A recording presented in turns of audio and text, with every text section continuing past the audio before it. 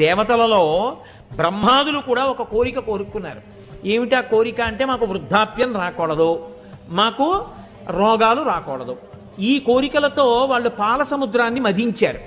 మధిస్తే అందులోంచి అమృతం వస్తుంది, మనం ఆ అమృతం తాగుదాం అనుకున్నారు. అని మధిస్తే ఏవో చాలా ఇబ్బందులు వచ్చాయనుకోండి, వాళ్ళకి వచ్చిన వాటిలో ఏది వచ్చినా ఎవరో ఒకళ్ళు పుచ్చుకున్నారు. ఎవరో ఒకళ్ళు అమృతం వచ్చిన తర్వాత అందరూ పుచ్చుకున్నారు. వాళ్ళు మాకు కాదు, లోకంలో ఎవ్వరూ పుచ్చుకోము అని వదిలేసింది మాత్రం ఒక్కటే ఉంది, హాలాహలం. మిగిలినవి అందరూ తలకోటి పుచ్చుకున్నారు. ఏదో దేవతలు కొని పుచ్చుకున్నారు, రాక్షసులు కొని పుచ్చుకున్నారు. ఉచ్చైశ్వరం వస్తే ఆ గుర్రం వచ్చినప్పుడు బలిచక్రవర్తి పుచ్చుకున్నాడు. కానీ హాలాహలం వచ్చినప్పుడు మాత్రం ఓ పిసర్ రుచి చూద్దామని ఎవరు అనలేదు, అందరూ వదిలేశారు. వదిలేసి పరిగెత్తారు. పైగా ఎక్కడికి పరిగెత్తారు అంటే, శని కైలాసముజొచ్చి శంకర నివాసద్వారముంజేరి ఈశుని దవ్వారుకు లడ్డు పట్ట తలమంచుంజొచ్చి కుయ్యో మొర్రో విను వాలింపుము చిత్తగింపుము దయం వీక్షింపుమం చంబుజానన ముఖ్యుల్కని రక్తరక్షణ కళా సౌరంభురించెంబుని. అందరూ పరిగెత్తుకుంటూ కైలాసనాథుడైనటువంటి పార్వతీపతి పరమేశ్వరుడి దగ్గరికి పరిగెత్తారు. ఈశ్వర, ఒళ్ళు కొవ్వెక్కి పాల సముద్రాన్ని మదించాం, అమృతం రాలేదు, హాలాహలం వచ్చింది. ఎవరు పుచ్చుకుంటారు దీన్ని? లోకములను కాల్చేస్తోంది.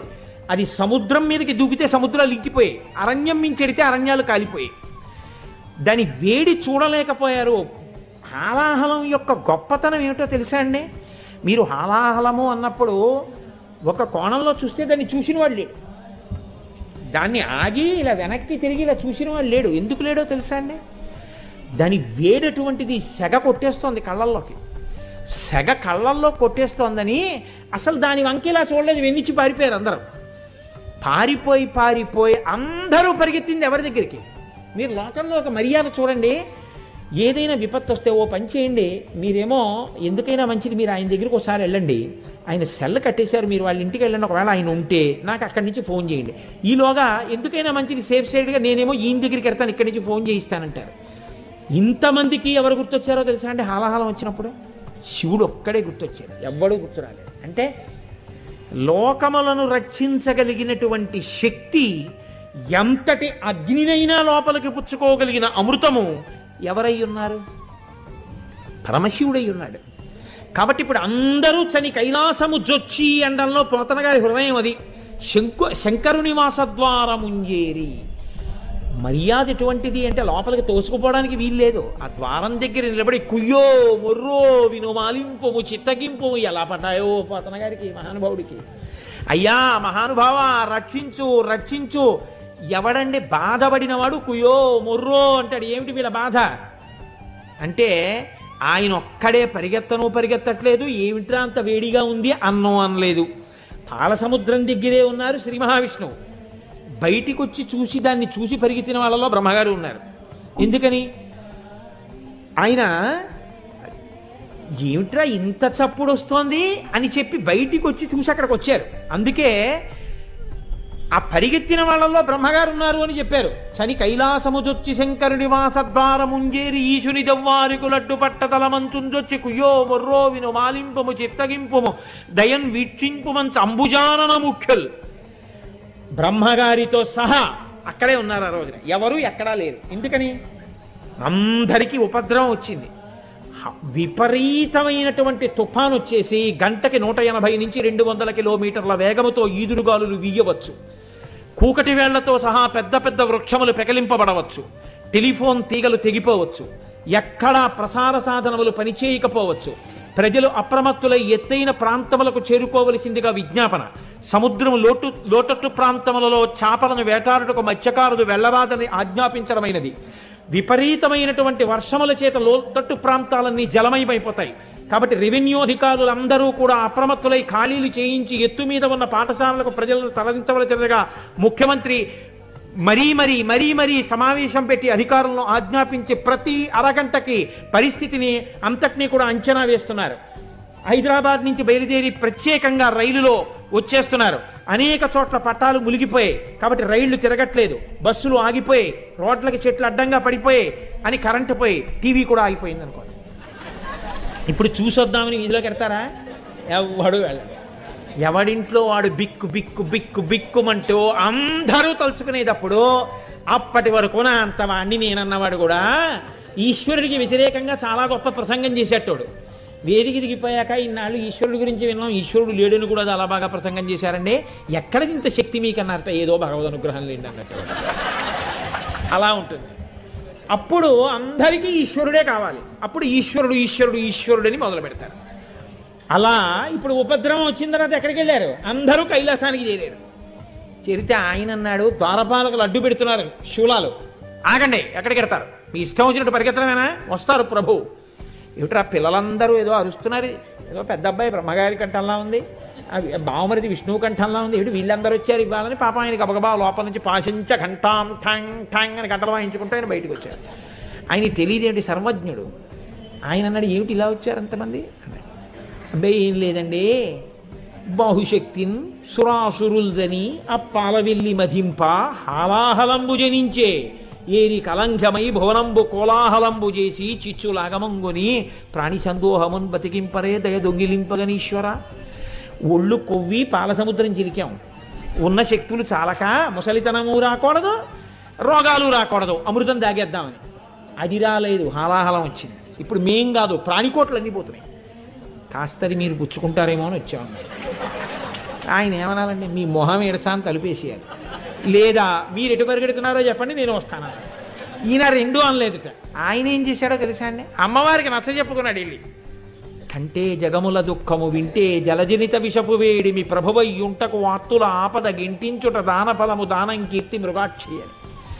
ఒక్కనాడు కొడుకు, రే ఒక్కసారి రారా చూడాలనుందిరా, రారా రారా అంటే, నాన్నగారండి ప్రమోషన్ వచ్చిందండి, ప్రొబేషన్లో ఉన్నానండి, ఇప్పుడు రాకూడదండి, మీరు ఎప్పుడు కావాలంటే అప్పుడు సెల్లో దొరుకుతానండి, ఒక కొత్త సెల్ తీసుకున్నానండి, మీరు ఆ నెంబర్ కొట్టండి మీతో మాట్లాడతాను అన్నాడు తప్ప రాలేదు.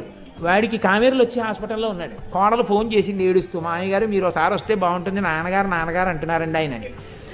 ఇప్పుడు తల్లి ఒకవేళ ఇన్నాళ్ళు మీరు పిలిస్తే రాలేదు, ఈ రోహిణీ కార్తెలో ఎక్కడికి వెడతాం, ఏడవనివ్వండి, అలాగా దుర్మార్గుణ్ణి అందనుకోండి.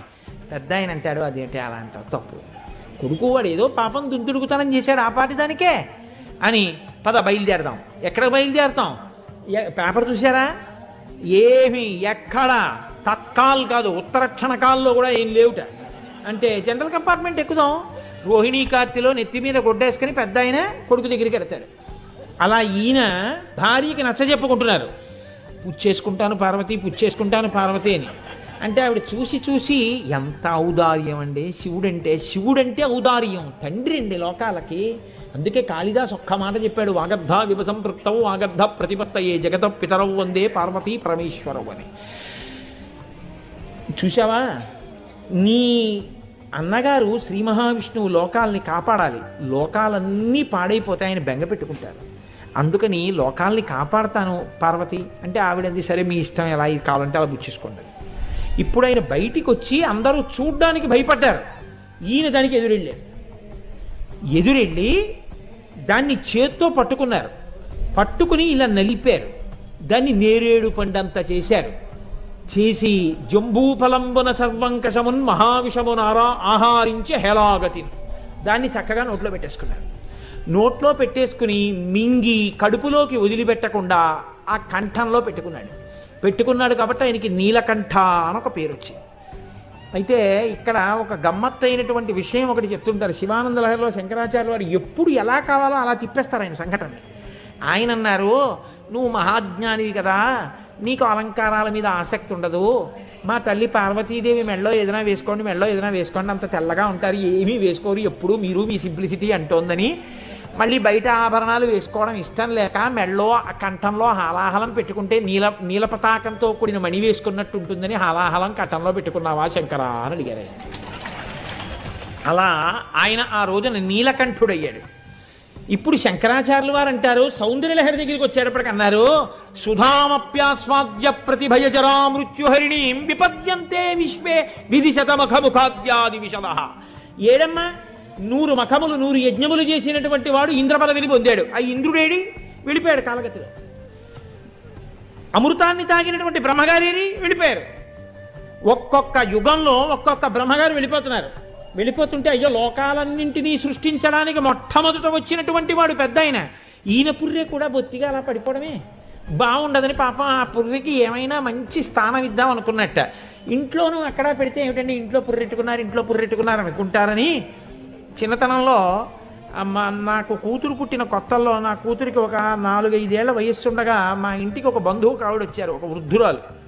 ఆవిడ వాష్ బేసిన్ దగ్గర మొహం కడుక్కుంటూ ఆవిడ కట్టుడు పళ్ళు ఆ పళ్ళు తీసి వాష్ బేసిన్ మీద పెట్టారు. పెట్టి ఆవిడ మర్చిపోయింది ఆ పళ్ళు పెట్టుకోవడం. మర్చిపోయి ఏదో మాట్లాడుతూ ఉరే అని నాతో మాట్లాడుతూ వచ్చేసింది. చక్కగా 6:30కో ఎప్పుడో లేచి బ్రష్ అట్టుకుని మా అమ్మాయి వాష్ బేసిన్ దగ్గరికి నిద్రకాళ్ళతో వెళ్ళి ఇలా చూసింది, పళ్ళు ఉన్నాయి. అమ్మో పళ్ళు నెరిచి పారిపోయింది. అబ్బే అవి చిన్ననాన్నమ్మ పళ్ళమ్మ అని ఎంత చెప్పినా మర్నాడికి జ్వరం వచ్చిందండి. ఆ జ్వరంలో పళ్ళు అని కలవరించేది. అలా పుర్రి తీసుకొచ్చి ఇంట్లో పెడితే ఏ పిల్లలో వస్తే బెంగెట్టుకున్నారో ఏమో ఆయన. అందుకని ఇంట్లో ఎందుకు గొడవ మెల్ల వేసుకుంటే గొడవ వదిలిపోతుందని ఓ పుర్రి వేసుకున్నట్టు. అది మెల్లమెల్లగా ఏమైందంటే ఓ పెద్ద హారం ఒకటయింది. అంటే ఇప్పుడు పుర్రెలమాల ఎందుకు వేసుకున్నాడు అంటే ఆయన చేతకాక వేసుకోలేదు. ఒక్కొక్క యుగంలో వెళ్ళిపోయినటువంటి బ్రహ్మగారుల పుర్రెలన్నీ బొత్తిగా రుద్రభూమిలో పారేస్తే ఏం బాగుంటుందని మెడలో వేసుకుంటూ వచ్చాడు. ఇన్ని బ్రహ్మల పుర్రెలు ఉన్నాయి. బ్రహ్మమస్తకావళి నిబద్ధతే నమశివాయ అన్నారు శంకరాచార్యుల వారు. ఇంతమంది బ్రహ్మలు వెళ్ళిపోయారు, ఈయన మాత్రం అలాగే ఉన్నాడు. ఇలా ఎలా ఉండిపోయాడో తెలుసా అమ్మా? అమృతం తాగిన వాళ్ళు వెళ్ళిపోయారు, 100 యజ్ఞాలు చేసిన వాళ్ళు వెళ్ళిపోయారు, ఈయన మాత్రం చక్కగా కొత్త పెళ్లి కొడుకులా అలాగే ఉన్నాడు. జుట్టు కూడా తెల్లబడదు. ఎందుకు తెల్లబడదు అంటే అమ్మా ఆయన శక్తి కాదులే అమ్మా. సుధామప్యాస్వాద్య ప్రతిభయజరా మృత్యుహరిణీం విపద్యంతే విశ్వే విదిశతమఖముఖాద్యాది విశదః కరాళం యక్షేళం కబలతవత కాలకలనా నశంభోస్తన్మూలం. అది శంకరుడి గొప్ప కాదమ్మా, తవ జనని తాటంక మహిమ. అమ్మా నీ చెవులకి తాటంకాలున్నాయే ఆ సౌభాగ్య సూచన యొక్క గొప్పతనం. అందుకే విషం తగిన బతికున్నాడమ్మా ఆయన అన్నారు శంకరాచార్యుల వారు. తాటంకములు ఎంత గొప్ప సౌభాగ్య సూచనలో శంకర భగవత్పాదులు సౌందర్యలహరిలోన ఆ శ్లోకంలో చెప్పారు. అదే తాటంకాలతో శంకరాచార్యులు వారు ఇంకొక అద్భుతమైనటువంటి శ్లోక రచన చేశారు. అసలు శంకరులకి ఎలా వస్తాయిరా ఈ ఊహలనిపిస్తుంది. శంకర వాంగ్మయం ఏమి శంకర వాంగ్మయం అంటే నిజంగా మహానుభావుడిది. కాలడి శంకరుడు కైలాస శంకరుడు. ఈశ్వర సర్వ విద్యానాం ఈశ్వర సర్వభూతానాం బ్రహ్మాధిపతి బ్రహ్మణోధిపతి బ్రహ్మ శివోమే అస్తు సదాశివోం ఈశాన సర్వ విద్యానాం అని కదా. అందుకే మహానుభావుడు అటువంటి సాహిత్యాన్ని అటువంటి వాంగ్మయాన్ని ఇవ్వగలిగారు. కనుక మనకి ఆ తల్లి తాటంకముల గురించి విన్న, ఆ తాటంకములను దర్శించిన మనం రేపొద్దున్న మన ఆడపిల్లల పెళ్లిళ్ళు చేసినప్పుడు అటువంటి సౌభాగ్య సూచనలై ఆ పిల్ల చక్కగా పసుపు కుంకాలతో సంతోషంగా ఉండాలని కోరుకుంటే మన ఆడపిల్ల చెవిలో ఒక తాటాకు ముక్క పెట్టి పెళ్లిపీటల మీద కూర్చోపెట్టిన సువాసినులు అప్పుడప్పుడు తాటంకములను చిన్న చిన్న తాటాకు ముక్క చెవిలో పెట్టుకుని తీస్తున్న అఖిలాండేశ్వరి అమ్మవారి తాటంకాల దర్శనం చేసిన లలితా సహస్రనామ స్తోత్రంలో ఈ నామాన్ని అనుసంధానం ప్రతిరోజు చేసిన తాటంకయుగళీభూత తపనోడుప మండల సౌభాగ్య స్థానము రక్షింపబడుతుంది. అంత గొప్ప నామం ఈ నామం. అందున ఎప్పుడు చెప్పుకున్నాం? శుక్రవారం నాడు సాయంకాలం చెప్పుకున్నాం. అందుకే లోకంలో ఒక మర్యాద ఉందండి. ఆడపిల్ల పెళ్లి చేస్తుంటే ఇంకా పెళ్లికి ఆ అమ్మాయి ముహూర్తానికి దగ్గర పడుతుందనగా 2 చేస్తారు. ఒకటి మహాసంకల్పం చేస్తారు పెద్దలు, అక్కడ ఉన్నటువంటి ఋత్విక్కులు మహాసంకల్పం చదువుతారు. సువాసినులు ఏం చేస్తారంటే తప్పు లేకుండా చదవడం వచ్చిన వాళ్ళని తీసుకెళ్ళి ప్రత్యేకంగా వాళ్ళని చక్కగా కూర్చోపెట్టి శ్రీమాత దగ్గర నుంచి అమ్మవారు ఆ మెడలో ఉన్నటువంటి మాంగళ్యం ఉన్నటువంటి వరకు కామేశబద్ధ మాంగళ్య సూత్ర శోభిత కంధర, మహాకామేశ్వరుడి చేత కట్టబడినటువంటి మంగళసూత్రము ప్రకాశిస్తున్నటువంటి కంఠమున్న తల్లి అన్న నామం వరకు వాళ్ళు చదువుతూ ఉండగా తాళి కట్టిస్తే ఆ పిల్ల జీవితంలో చక్కగా అన్ని విధాల అభ్యున్నతిని పొందుతుంది. అంత గొప్ప నామాల్ని, ఆ నామాలు వినడం వల్ల మన సౌభాగ్యాన్ని మనం నిలబెట్టుకోగలిగిన శక్తిని మనకి కృప చేస్తూ వసిన్యాది దేవతల చేత ఆ రోజున అమ్మ స్తోత్రం చేయిస్తే, వ్యాస భగవానుడు గ్రంథస్థం చేస్తే, శంకర భగవత్పాదుడు సౌందర్యలహరినిస్తే, భాస్కర రాయల వారు వ్యాఖ్యానం ఇస్తే, ఈనాడు ఇంత పరమ పవిత్రమైన అసుర సంధ్య వేళ మనం చక్కగా అమ్మవారి గురించి ఈ నామాన్ని నా చేతనైనంత మేర, అమ్మ పలికించినంత మేర మీకు చెప్పి ఉన్నాను. పరమభక్తితో అవధరించి ఉన్నారు. ఈ కారణం చేత అందరి ఇళ్ళు సౌభాగ్యస్థానములై చక్కగా పిల్లాపాపలతో పసుపు కుంకాలతో సంతోషముగా ఉండే స్థితి కలుగుగాక. ఈయన అస్తమానం ఇలా చెప్తాడని మీరు అనుకోకండి. నేను ఇది చాలా పరమ పవిత్రమైన నామం అనుకున్న రోజు మాత్రమే ఈ మాట చెప్తుంటాను.